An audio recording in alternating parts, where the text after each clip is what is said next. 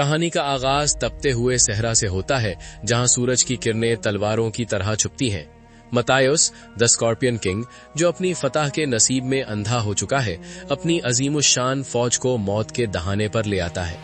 जब उसके सिपाही मिट्टी में मिल जाते हैं और वो अकेला बचता है, तो उसकी आंखों में हारने का डर नहीं बल्कि इंतकाम की आग होती है। वो मौत के देवता एनुबिस के आगे गिड़गिड़ाना शुरू करता है। उसकी आवाज में एक ऐसी तड़प है जो सदियों तक गूंजने वाली है। एनुबिस उसकी जान बचा लेता है, लेकिन बदले में उसकी रूह छीन लेता है। हम देखते हैं कि एक पल में वो दुश्मनों को तबाह करता है और अगले ही पल वो एक शैतानी ताकत का गुलाम बनकर सदियों के लिए सो जाता है। ये मंजर एक खामोश दहशत छोड़ जाता है। दहाइयां गुजरने के बाद लंदन की ठंडी और धुंधली सुबह में हम रिक और एवलिन को देखते हैं। एवलिन, जिसकी रगों में अब सिर्फ खून नहीं बल्कि तारीख दौड़ती है, एक पुराने मकबरे के अंदर है। वो दीवारों को ऐसे छूती है जैसे वो उससे बातें कर रही हों। जब उसे ब्रेसलेट ऑफ एनुबिस मिलता है तो उसके चेहरे पर एक ऐसी चमक आती है जो खतरे की निशानी है। रिक, जो हमेशा की तरह होशियार और थोड़ा फिक्रमंद है, उसे रोकने की कोशिश करता है, लेकिन एवलिन का ख्वाब उसे मजबूर करता है। उनका 8 साल का बेटा एलेक्स, जो अपने बाप की तरह बहादुर और माँ की तरह अक्लमंद है, गलती से वो ब्रेसलेट पहन लेता है। उस पल ब्रेसलेट के बंद होने की क्लिक की आवाज सन्नाटे को चीर देती है। ये सिर्फ एक ज्वेलरी नहीं थी, ये मौत का एक काउंटडाउन था जो शुरू हो चुका था। ब्रिटिश म्यूजियम के अंधेरों में, जहां पुरानी ममीज की बू बसी हुई है, एक इंतहाई खौफनाक अमल शुरू होता है। मीरा, जो पुरानी एंगसू का नमून का जन्म है, अपने साथियों के साथ मिलकर इम्होटेप की सड़ चुकी लाश को दोबारा जिंदा करती है। जब इम्होटेप पहली बार सांस लेता है तो पूरा कमरा थरथरा उठता है। वो अभी मुकम्मल इंसान नहीं है, लेकिन उसकी आंखों में वही पुरानी भूख है, अपनी मोहब्बत को पाने की और दुनिया को कदमों में लाने की। जब एलेक्स को किडनैप किया जाता है तो रिक और एवलिन की दुनिया उलट पुलट हो जाती है। रिक की आंखों में जो गुस्सा और बेबसी है, वो देखने लायक है। वो जानते हैं कि अब ये सिर्फ एक खजाने की तलाश नहीं बल्कि अपने बेटे की जिंदगी की जंग है। अब सफर शुरू होता है इजिप्ट के रेगिस्तान का। इज़ी, रिक का पुराना दोस्त, अपने अजीबो-गरीब एयरशिप में उन्हें लेकर उड़ता है।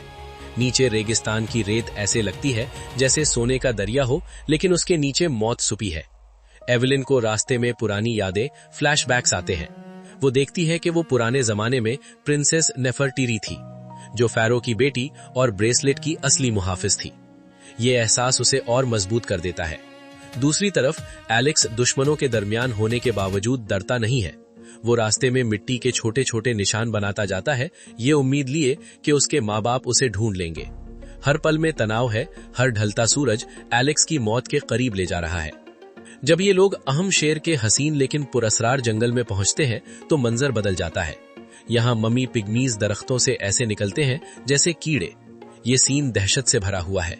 जंगल की खामोशी में उनकी चीखें और उनके हाथों में मौजूद पुराने औजार दुश्मनों का कत्लेआम करते हैं। इन्हीं झाड़ियों के बीच एक दिल खराश मंजर आता है। एंगसू का नमून एवलिन के दिल में चाकू उतार देती है। रिक जब अपनी महबूबा को मरता हुआ देखता है तो उसकी चीख पूरे जंगल में गूंजती है। वो पल ऐसा लगता है जैसे वक्त रुक गया हो। एवलिन की आंखों में अपने बेटे के लिए प्यार और रिक के लिए दर्द होता है जब वो आखिरी सांस लेती है। रिक, जो अब गम और गुस्से का एक तूफान बन चुका है, पिरामिड के अंदर दाखिल होता है।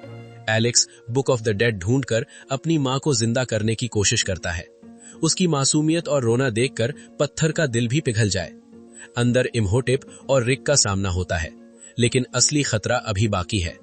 जमीन फटती है और स्कॉर्पियन किंग एक अजदहे की शक्ल में निकलता है। वो अब इंसान नहीं, एक बदशक्ल बिच्छू है जिसकी दुम मौत बांट रही है। रिक के पास सिर्फ एक स्पीयर ऑफ ओसाइरिस है। वो अपनी पूरी तवानाई के साथ उस नेजे को स्कॉर्पियन किंग के सीने में उतार देता है। एक जोरदार धमाका होता है और एनुबिस की रूहों की फौज मिट्टी बनकर हवा में उड़ जाती है। आखिरी सीन दिल को छू लेने वाला है। पिरामिड गिर रहा है, आग और पत्थर हर जगह बरस रहे हैं। रिक और इम्होटेप दोनों एक गहरी खाई के किनारे लटक रहे हैं। रिक अपनी बीवी एवलिन को पुकारता है। एवलिन अपनी जान की परवाह किए बगैर गिरते हुए पत्थरों के दरमियान से गुजरकर रिक का हाथ पकड़ लेती है और उसे ऊपर खींच लेती है। दूसरी तरफ इम्होटेप, जो सदियों से अपनी मोहब्बत के लिए लड़ रहा था, एंगसू का नमून को मदद के लिए पुकारता है, मगर वो डर कर उसे छोड़कर भाग जाती है।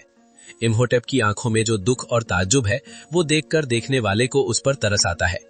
वो मुस्कुराते हुए अपना हाथ छोड़ देता है और अंधेरों में गिर जाता है। ये साबित करता है कि सच्ची मोहब्बत ही सबसे बड़ी ताकत है और धोखा सिर्फ तन्हाई लाता है। कहानी खत्म होती है जब ओ कॉनल फैमिली सूरज की पहली किरण के साथ इज्जी के एयरशिप पर सवार होकर इस तबाही से निकल जाती है और पीछे रह जाती है सिर्फ धूल और सदियों पुराना एक किस्सा।